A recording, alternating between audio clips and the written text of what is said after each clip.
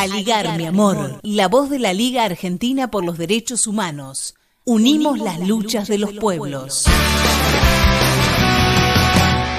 Bastante bien. ¿Sí?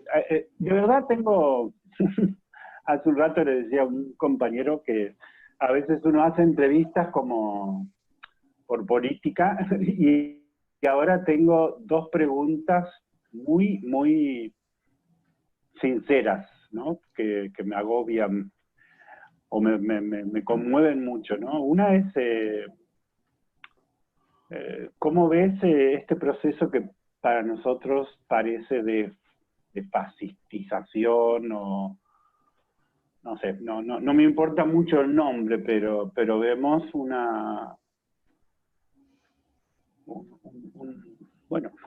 Estado cada vez más autoritario, policial, xenófobo, racista, y la verdad que nos genera una enorme amargura y bueno, interés en tratar de entender cómo se puede explicar esto y qué perspectivas piensas que puede desplegar el movimiento popular brasilero para recuperar o para superar este momento tan duro, ¿no? Esa es la pregunta más, bueno. Disculpa, ¿tú vas a grabar y después editar o ya estamos en el aire? Yo voy a grabar y vamos a editar. Bueno. Sí. Puedes decir algo previo y nosotros lo editamos. Ah, bueno, porque también como soy muy hablador, después ustedes pueden cortar, ¿no? Y también intercalar preguntas, ¿no? Perfecto. Para no se porque quedar entonces muy... te hago una segunda pregunta y tú ya hablas. Está toda la seguridad de que Bolsonaro incrementó la pandemia. La pregunta sería al revés. ¿La pandemia puede debilitar a Bolsonaro? Muy bien. Dos preguntitas. Te escucho. Entonces, vamos a ellas. Primero, solo es posible entender el fenómeno de Bolsonaro, que es un tipo fascista. Él tiene una ideología fascista. Pero no podemos decir que su gobierno es un régimen fascista. Y a eso voy. Para entenderlo, hay que comprender un poco antes el contexto histórico que vive la sociedad brasileña. Nosotros estamos viviendo la peor crisis de toda nuestra historia, de 500 años, desde que aquí llegaron los capitalistas mercantiles europeos. ¿Por qué? Porque se aglutinó primero una crisis económica que viene desde 2014, la que eclodió en 2008 a nivel internacional. Estábamos en el gobierno Lula y él logró con políticas estatales frenar la crisis que era del modo de producción capitalista. Pero 2014 para acá, la crisis se profundizó. Y los capitalistas pusieron todo el peso de la crisis económica, de la lógica del capitalismo, sobre las espaldas de la clase trabajadora. Y ahí tuvimos millones de desempleados, quitaron los derechos laborales, previdenciarios. Aún así no se resolvió. Ellos generaron una crisis política al poner la culpa en Dilma y dar un golpe político sin razón. De ahí pasamos a tener una crisis política porque todos los gobiernos no representaban la voluntad del pueblo. Llegamos a una crisis ambiental porque el capitalismo en crisis, como está descrito en todos los clásicos, van con mucho más ganacidad, mucho más volupia, diría, hacia los bienes de la naturaleza para apropiarse de forma privada y volver a acumular. Porque los bienes de la naturaleza, sea petróleo, minerios, agua, florestas, tierra, siempre posibilitan la apropiación de una renta extraordinaria fantástica que jamás tendrían solo explotando la gente en una fábrica o en el comercio. Bueno, ante esa situación, Lula ganaría las elecciones. Entonces ellos tuvieron que encarcelar de forma ilegal a Lula, impedir que disputara. Y creían que ganarían las elecciones con una versión brasileña de Macron, que aquí se llamaba Alckmin. Pero el tipo no tiene mística y la gente no se creyó en él. Cuando la burguesía vio que no podía viabilizar electoralmente a Alckmin, entonces fueron todos con el capitán. El capitán nunca escondió su naturaleza fascista, pero él solo logró ganar las elecciones por la alianza que tenía, sin que nosotros tuviéramos conocimiento, con la gente de Trump y con la gente de Netanyahu de Israel. Y esos dos grupos fascistas también, pero con mucho dinero, le dieron metodología, dinero, potentes computadoras. Ahora se ha identificado que las computadoras estaban en Irlanda y en Taiwán para protegerse de la ley brasileña. Y con la multiplicación de fake news que llegaban a emitir 60 millones de mensajes por hora, el pueblo brasileño fue secuestrado con sus aparatitos de celular y creyó en todas las tonterías posibles con ese bombardeo. El resultado está ahí. Perdimos las elecciones por 4 o 5%. Bueno. Cuando el tipo estaba ya funcionando como gobierno, ya un año, nos viene la crisis del virus. La crisis del virus tuvo un rol dramático, porque siendo un país continental como somos, 220 millones de habitantes, acá, más que cualquier otro espacio, deberíamos ter adoptado la misma metodología de China, de Corea, de los alemanes, de India, de transformar el virus en un enemigo invisible y darle la guerra para poder proteger la población. Pero para coordinar esa guerra, tú necesitas un gobierno con moral, con ética y con capacidad política de articular todos los recursos posibles, como es en una guerra. Como ustedes vivieron en la guerra de las Malvinas. Toda la gente, por alguna forma, acaba se involucrando. Bueno, articular recursos humanos, o sea, tú tienes que movilizar la gente de salud, movilizar los movimientos populares, las iglesias, ¿no? Incluso las Fuerzas Armadas, para que actúen ayudando al pueblo. Y articular los recursos económicos, dinero, equipos en los hospitales, construir hospitales, respiradores, etcétera. Nada de eso ocurrió aquí en Brasil. Al contrario, el capitán Bolsonaro, por su mentalidad insana,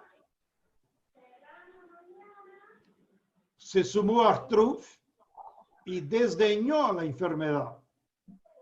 No solo no articuló las fuerzas sociales y políticas y económicas para dar la guerra, sino que sumóse al virus, o sea, al enemigo.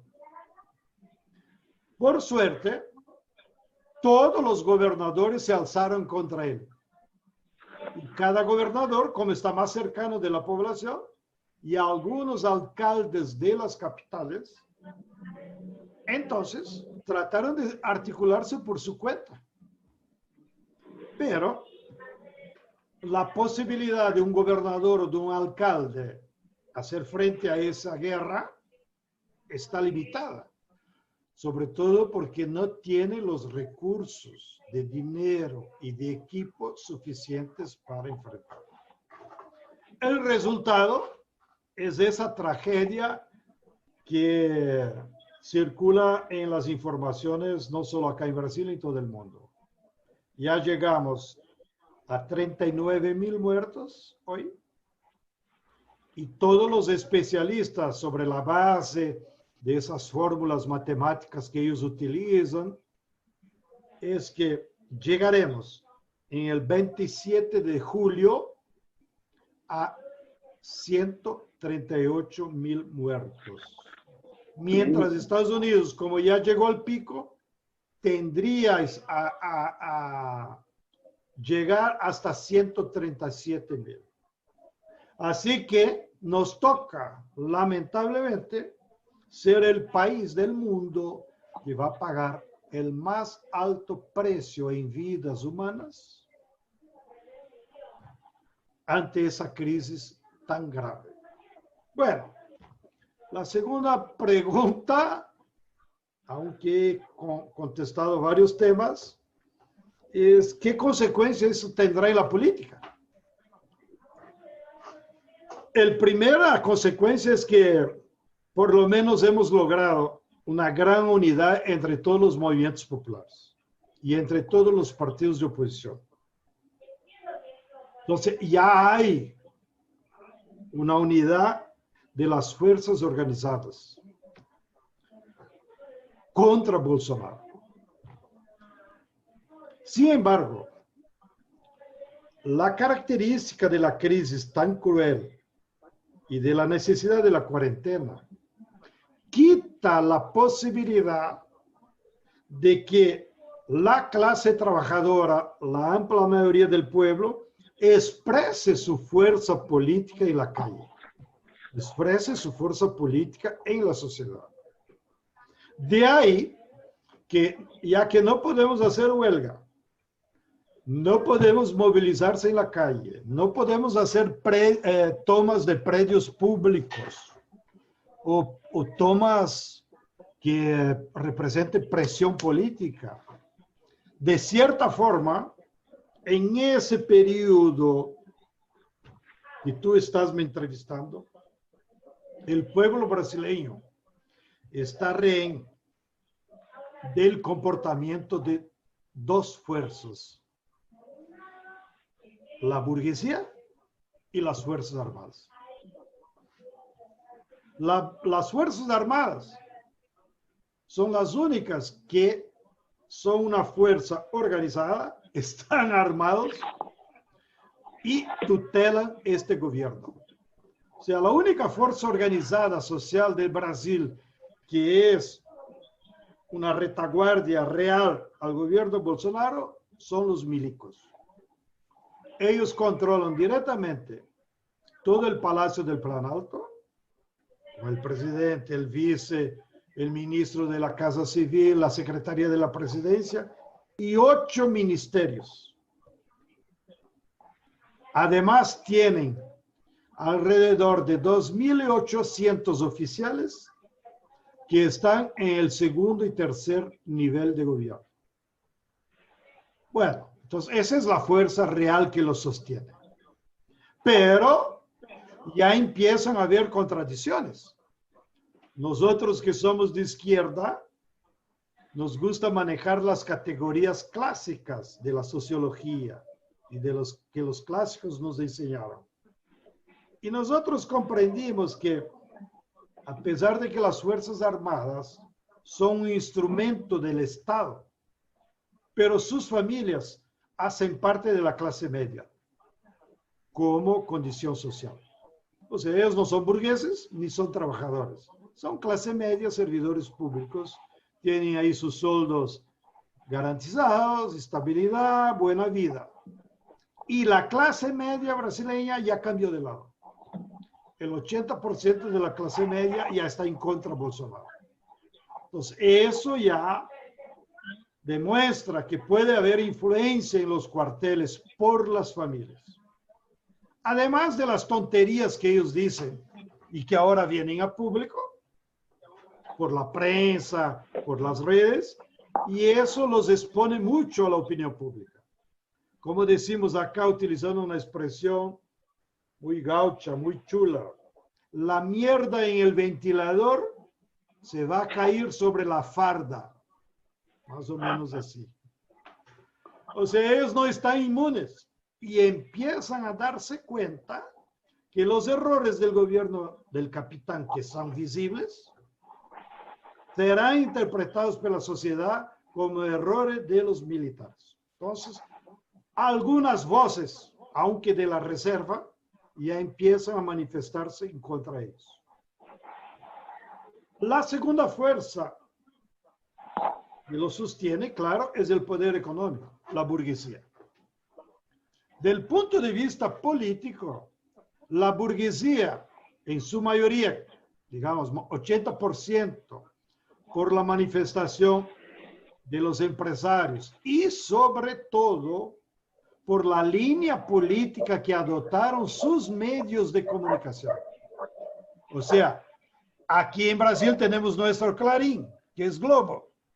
Entonces, Globo expresa la voluntad del empresariado, de la burguesía, así como Clarín ahí en Argentina, me imagino. Entonces, seguro. Tú tienes que estar atento. La voz de los empresarios de la burguesía se manifiesta por sus medios de comunicación, las televisiones, sus revistas, sus grandes periódicos. Y todos esos que te comenté, las televisiones, las revistas y los grandes periódicos, están en oposición a Bolsonaro, demostrando esa inflexión, como que si la burguesía se arrepintió de haber apoyado a Bolsonaro. Porque de hecho no era su candidato era Alckmin, ¿no? Pero, atención, la burguesía, aunque se ha alejado de Bolsonaro, todavía no tomó la decisión de votarlo. ¿Por qué? Porque ella quiere una transición con estabilidad social. Ella tiene mucho miedo. Miren, ustedes en Argentina, ni me acuerdo cuántos millones son, José. 33, ¿cuántos millones son? No, 44. 44 millones. Te agradezco. Bueno, entonces, escuche este dato. En función de toda esa crisis que describí, la última encuesta de nuestro Instituto de Estadística, que va de casa en casa, aunque por la epidemia, constató que hay 17 millones de viviendas donde las familias no tienen renta. O sea, tenemos 60 millones de brasileños, una Argentina y media, que la gente no vive de trabajo. ¿Y de qué que viven? De caridad, de esa canastra que se distribuye, la renta mínima esa del gobierno y algún familiar jubilado ahí que tiene algún derecho previdenciario. Pero tú te imaginas, tenemos 60 millones de brasileños fuera de la sociedad, fuera del consumo, fuera de la vida real. Y la burguesía sabe de eso. ¿Qué va a pasar con esos 60 millones? Ellos no van a volver al mercado laboral. Entonces, pero ahí es una chispa que alguien ponga, puede volverse lo que ha pasado en los últimos días en Estados Unidos.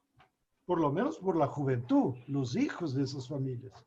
Porque no son familias solo de ancianos, es una familia con niños, adolescentes, jóvenes y ancianos. Entonces la burguesía está con miedo que aquí ocurra una efervescencia social. Entonces ella está trabajando. Necesitamos hacer una transición con estabilidad social y bajo nuestro control.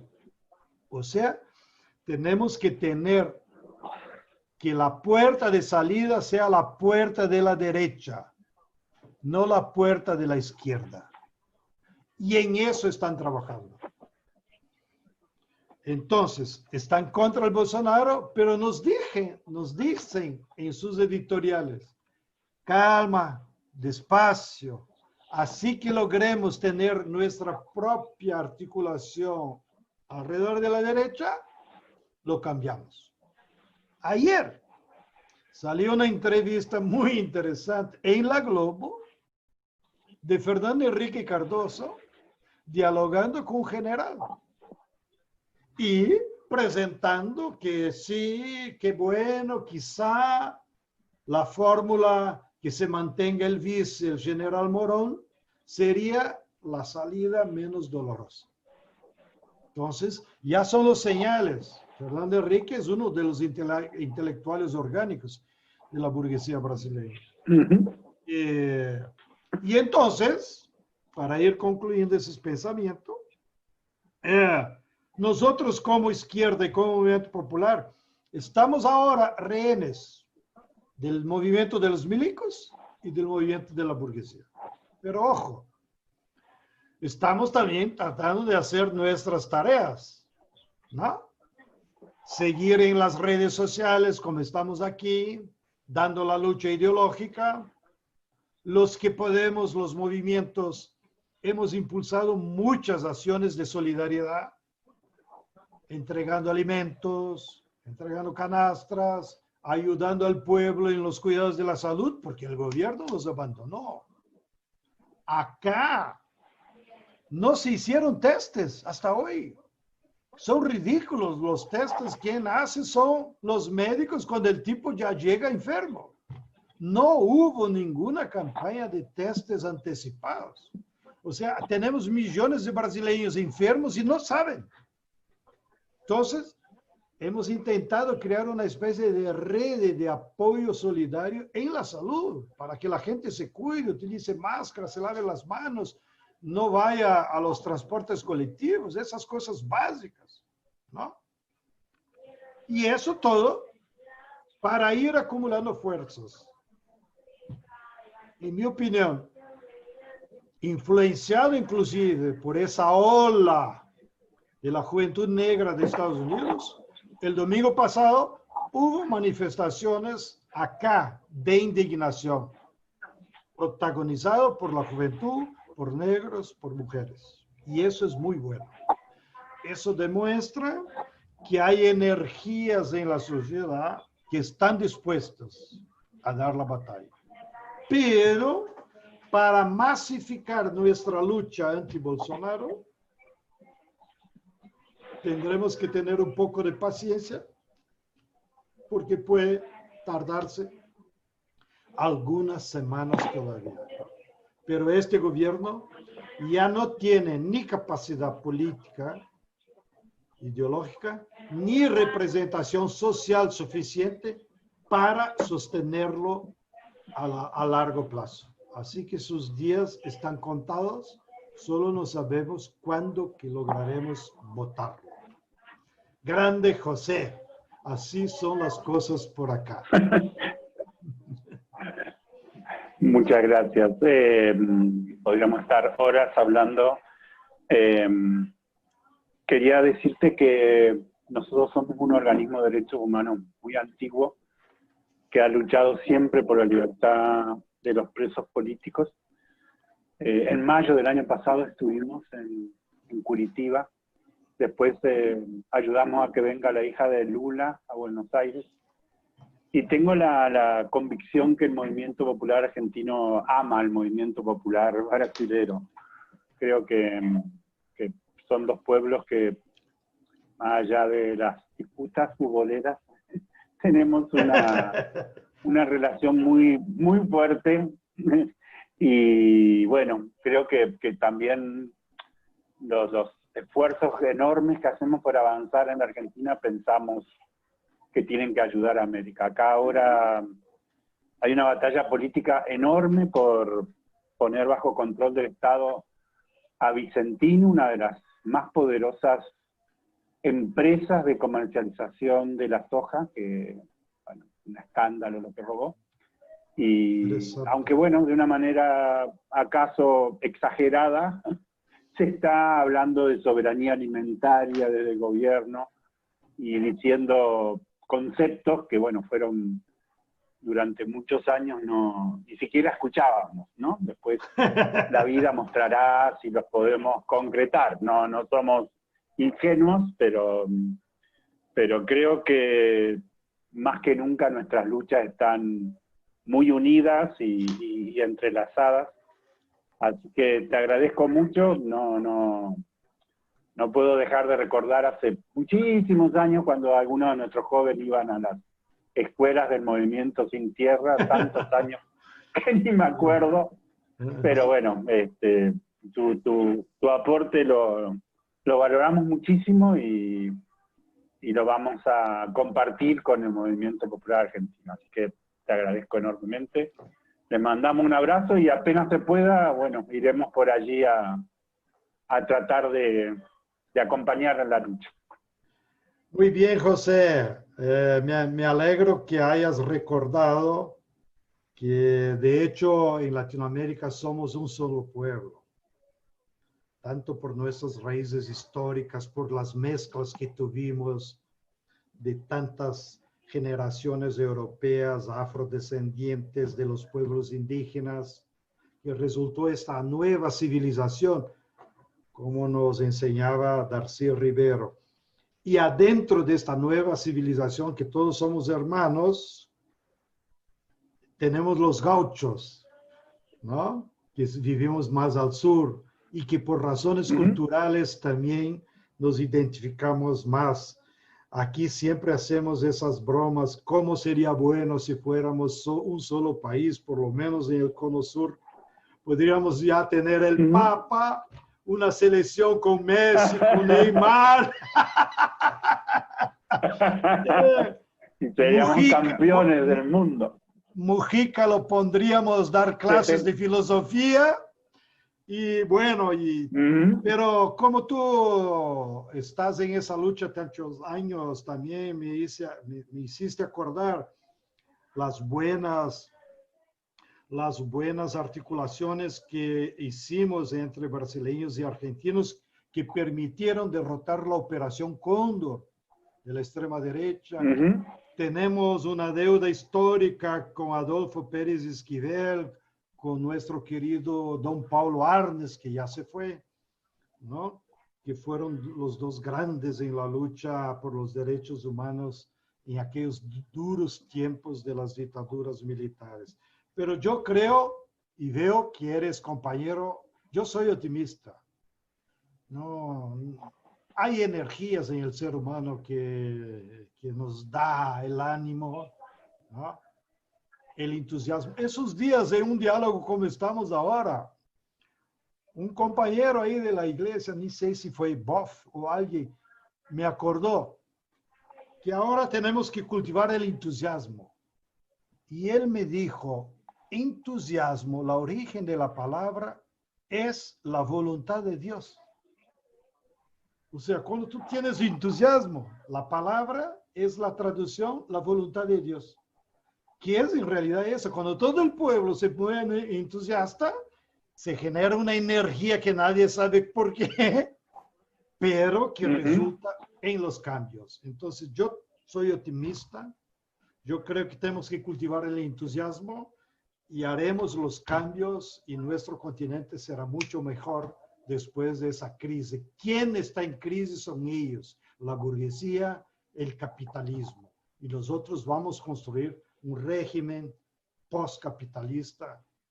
Les aseguro a todos que nos escuchan y en particular a nosotros dos. Un gran abrazo, José. Siga siempre en la lucha. Gracias. Gracias. Chao, chao. Un abrazo. Chao. Chao, chao.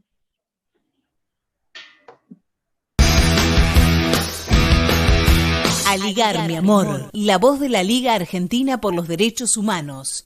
Unimos las luchas de los pueblos.